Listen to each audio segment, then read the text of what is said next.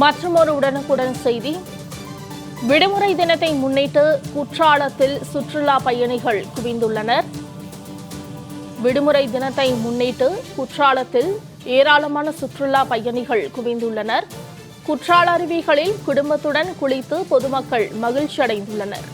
குற்றாலத்தில் ஏராளமான சுற்றுலா பயணிகள் குவிந்துள்ளனர். மெயின் அருவி, ஐந்தருவி, பழைய குற்றால அருவிகளிலும் பொதுமக்கள் கூட்டம் அலைமோதுகிறது. கூடுதல் விவரங்களை வழங்குவதற்காக தென்காசியிலிருந்து செய்தியாளர் ரஞ்சித் இணைகிறார். ரஞ்சித், குற்றாலத்தில் சுற்றுலா பயணிகளின் வருகை எப்படி இருக்கு? அங்கு செய்யப்பட்டுள்ள கூடுதல் பாதுகாப்பு ஏற்பாடுகள் என்ன? இது குறித்த மேலும் விவரங்களை பதிவு செய்யலாம்.